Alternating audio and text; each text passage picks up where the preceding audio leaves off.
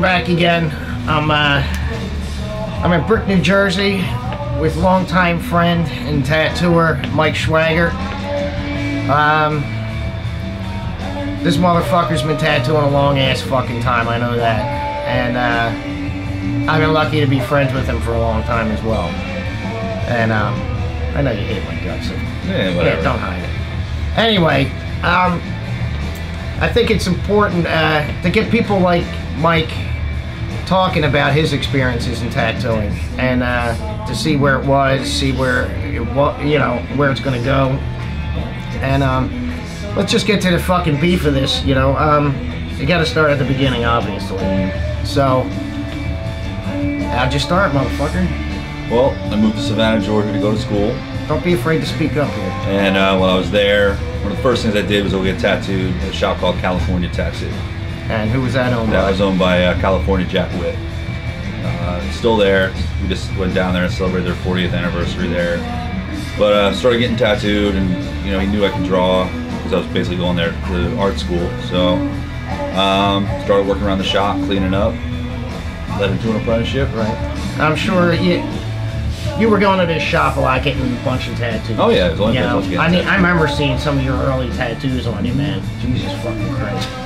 But God bless you, you were getting fucking tattooed. Yeah. You're hanging in the shop. No one had to tell you to pick up a fucking broom, did they? No. No. Like, you knew your in was fucking picking up that broom. Yeah. Fucking, maybe fucking fixing a frame on the wall. Yeah, I mean, I bitched about it a little bit, but I knew what it was, what the end game was. Exactly. You know? Exactly. And, you know, I think that a lot of that's missing. You can't even get a kid to fucking clean a toilet these days. No. You know? So, that was the thing. I used to, you know, and I worked there or hung out there, whatever you want to say. That's what I get bitchy about. Like, oh, I gotta fucking clean the bathroom again, you know? So then you're like, you know, the end result's like, you pitch on the floor too, the shop isn't gonna clean itself.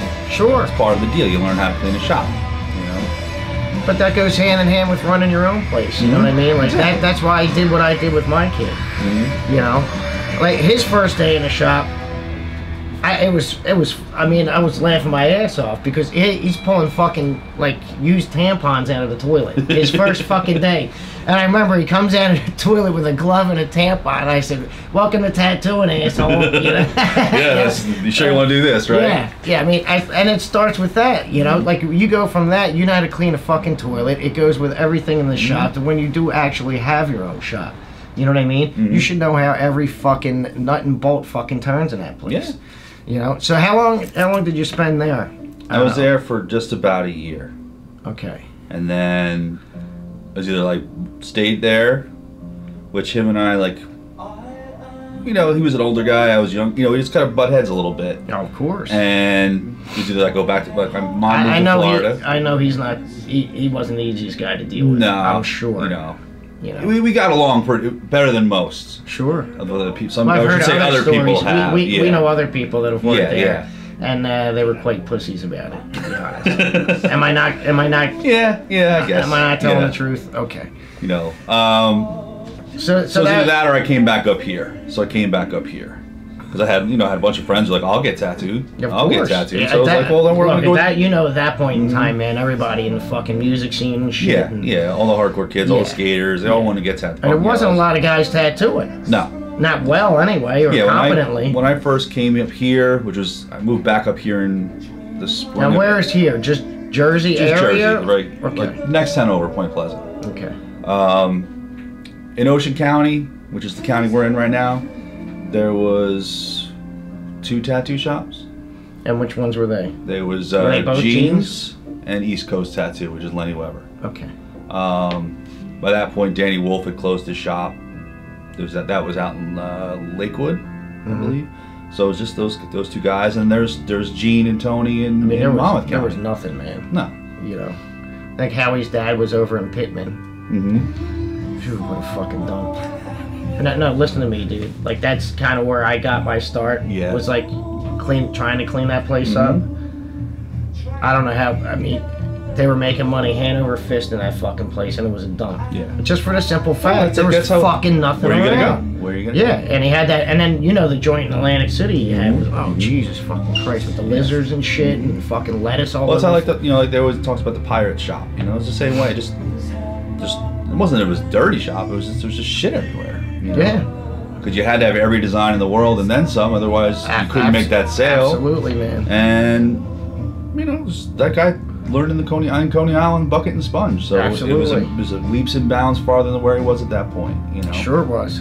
The Flash was just tacked to the wall. So you're at Gene's place. How did that occur? You just walk in and ask for a job? No, well, I went to go to Gene's, I got tattooed, and honestly it was a hairy scene I didn't want to get involved with at the time. Right. A lot of biker stuff going on. It was all biker stuff. I went there, I got this dragon up here there, and Gene was out in the car. Who did the tattoo? This guy Rebel. Where are those guys? You know what I mean? Nobody knows where he is. Yeah, I think most of them are either dead or in jail. But anyway, like it was just a hairy scene. Like, you know, the guy tried to introduce me to Gene at the time. You know, God rest his soul. And I worked for him for 12 years. But at that time, he couldn't even get out of the car. He was so fucked up. Right. So I was like, I don't want to go there. Lenny Weber was here. I talked to him, but he was a one-man show. You know? Right. I talked to the pirate. He offered me to go there, but I just couldn't get myself there. I didn't drive. There was no way to get a train or anything. So, and plus, that guy was notorious for doing $20 tattoos. Yeah. So, working on a PC, getting $10 tattoos. That's a hard way to survive, man. You know, it just didn't seem like the way to go.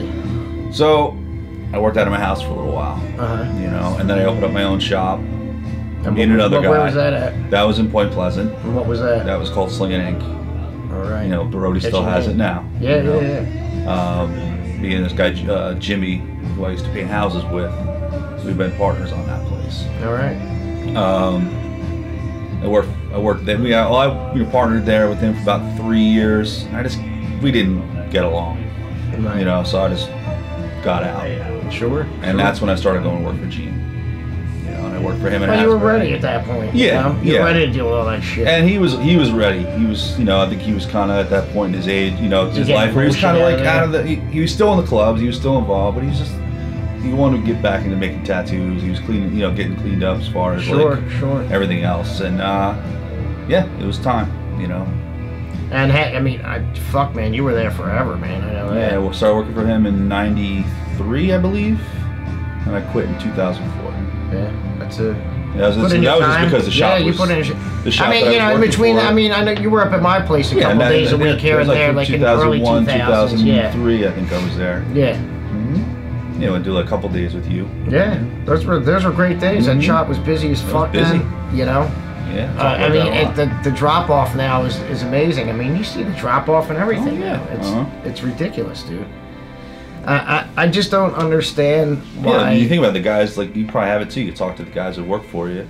You're like, oh, there's days you're doing 25, 30 tattoos. And they're like, wait. They don't understand. A busy day, so six tattoos is a busy day. Yeah. You know, and it's. Yeah. Which is still, I mean, you got to draw everything now. So that takes time. Absolutely. You know? So you can't do that many tattoos in a day.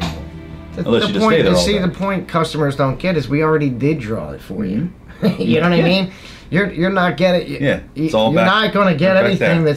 it's not going to be so different from something someone else already got. You know, you're a fucking human being. You're not you're not that fucking special. No. And the thing is, it's like I said, there's nothing new under the sun, for one. No. And for two, it's like, how many people walk through this shop in a year? 2,000 maybe? At least. It's like 2,500 people maybe? Sure. How many people go on Google every day? Millions. So you're gonna think that this is, all this stuff on the wall is more people have this than anything else? Well, I wouldn't, because I don't see it on people. But, you know, I think it's just people who are sitting in their own house, on their own computer, looking at their own screen. And absolutely.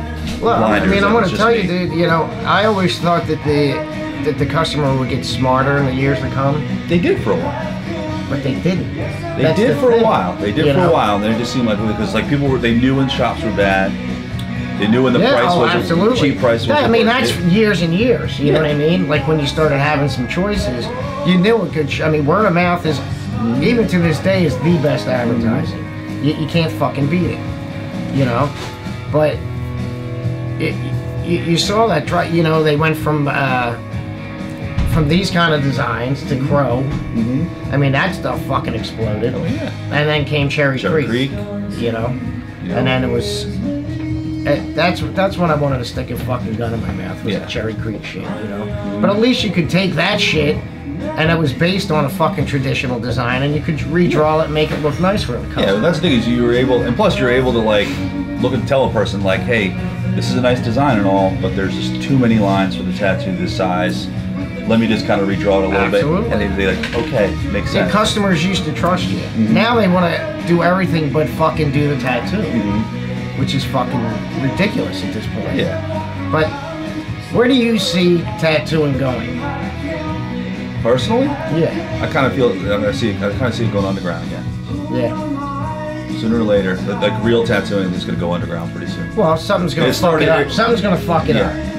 Too many people have their hands from the outside. With the Chinese companies and the shit like that. Like I spend almost every day I see something up there where like someone's getting something fucked up from these Chinese inks. You know? Yeah. Like shit like that. And you know, you go around to a tattoo convention, I don't see one eye loop on a table. No. So these people they're not checking needles. It's like all this shit combined. No one can even, you know, when a machine takes a shit, they just throw it to the side and order a new one. Tattooing as a whole, I shouldn't say as a whole, but even on the inside, tattooers are looking at design. They're doing tattoos short-sightedly.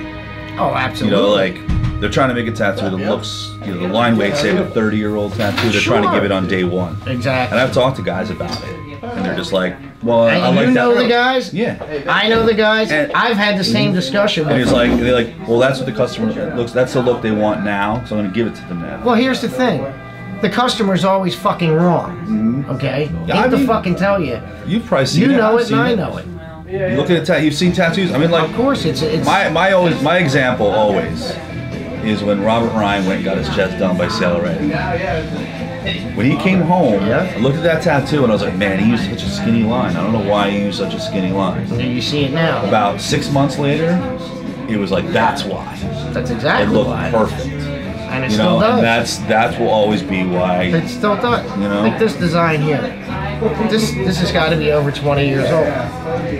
Perfect. Yeah. That thing, that's a perfect tattoo. You know? I mean, and then you can see this one, like Mike did this, and he did the thick lines, but he still did the shading. You know, he did a 6 flag shader, so at least, you know, you see the lines are all thick, but the shading's perfect. Yeah, it's got some breathable, but exactly. It breathes. Exactly. You know? So, but you know, none of these kids are talking to, they're not talking to older peers anymore. I even see it too, like they're not looking at, younger guys aren't looking at old tattoos. No. Well, no, you know, they'll see it on Vintage Tattoo and they want it to look like that. Yeah, but the thing is, you look at it as a, to me, I always looked at it as a learning experience. Like, you say it's like, you know, that Christ head over there. Sure. You know the design, you see it on somebody's arm, and they're like, it's 30 years old. Absolutely. Then you're like, okay, well, it was done by, let's use Eddie as an example again. What do you use, a 5 or a 7? How does it look? Looks great. So I'm going to use that line. You know, that's what you're going to kind of think of. Then you see another tattoo, it's like, well, that guy, you know, we were lucky that we had the gumption to give him a call and say, I want to come over and get tattooed. And you hung out with the guy. You know what I mean? Like, you actually spent time and asked questions. And he never said no once to me, to any question I ever asked him. You know, and he's one of the rare ones because I've been in other shops and they told me to get the fuck out. I've been in a lot of shops where they invited you in, and then it was like, if the right answer is this way, they led you that way. Absolutely. You know, and you had to have this, you know, smart enough to not go that way. Absolutely, you know. But you knew, you always knew when something was, the information was right. Because it made sense when you put it into your fucking tattoos, you know. And that said, sometimes that information didn't work for me. Yeah, but absolutely. You try it. Absolutely. So, I'm going to let you get to your tattoo that you got coming up here. Okay. I wanted to take about 15-20 minutes and get you on film. You're one of those guys I respect a lot. I don't like you, but I respect you. Yeah. But I respect you, mutual, You know I love you, buddy. Thanks a lot, Mike. Yeah, absolutely. Mike Schweigert, Electric Tattoo in where? Asbury Park, right? Yep. And Black Panther in Brick, New Jersey. Yes, sir. All right.